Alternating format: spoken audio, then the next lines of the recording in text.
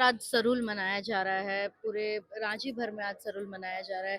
क्या कहना चाहेंगे? यूथ बहुत बढ़ चढ़ करके अब आगे बढ़ रहे हैं इस फेस्टिवल को लेकर के।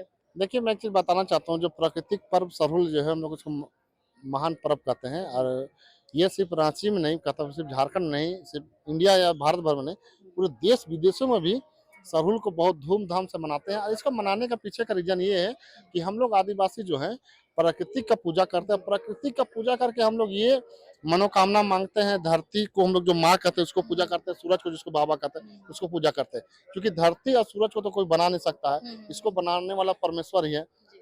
तो हम लोग उसी को पूजा करते हैं। और इस पूजा करने का अर्थ ये नहीं है कि सिर्फ नाचना डेगना, इसका अर्थ ये है कि जो धरती पृथ्वी में जितने भी मानव जनजाति जो है, चाहे वो जीव जंतु हो चाहे मानव हो, उसका कल्याण कैसे हो, उसका विकास कैसे हो, वो सुरक्षित कैसे रहे, संरक्षित कैसे रहे और आगे कैसे बढ़े, उसी को लेकर के हम लोग इस धरती माँ सूरज बाबा से प्रार्थना करते हैं, पान की अगुवाई में पूजा करते हैं।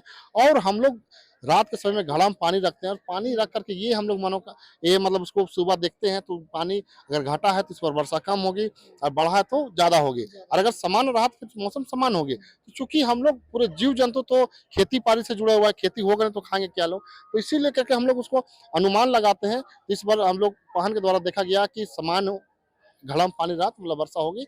और इसके साथ साथ मैं कहना चाहता हूँ कि सबसे पहला जो आदिवासी है ये प्रकृति को इतना प्रेम करता है कि प्रकृति के जितने जातीय धर्म के लोग हैं सबको कल्याण के लिए, विकास के लिए, उसको संरक्षित सुरक्षित के लिए कामना करते हैं।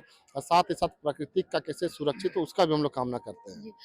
सर, एक और विवाद सामने आया है निशा उरांव जी के द्वारा जो बोला गया था कि सरना सनातन एक है, उस पे क्या कहना चाहेंगे? देखिए, निशा जी का वो व्यक्तिगत विचार हो जी। सकता है, ये पूरे समाज का विचार नहीं है।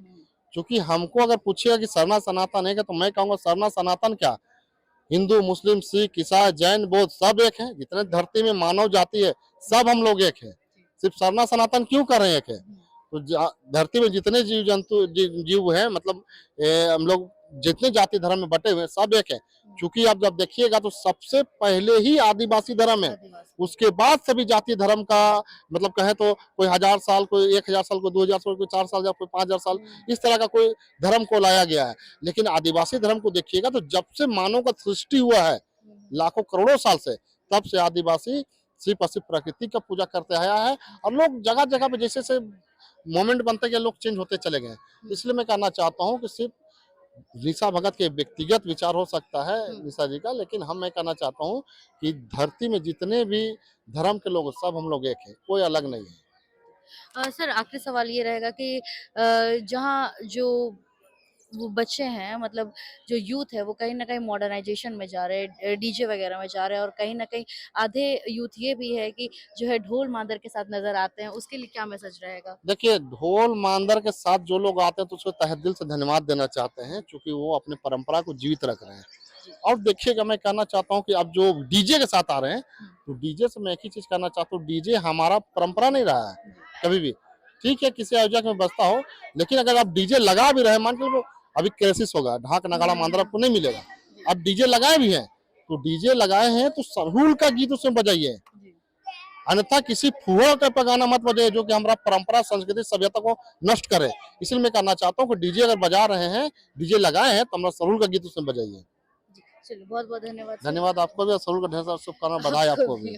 लाइव लगातार के वीडियो को लाइक करें, सब्सक्राइब करें और बेल आइकन को दबाना न भूलें।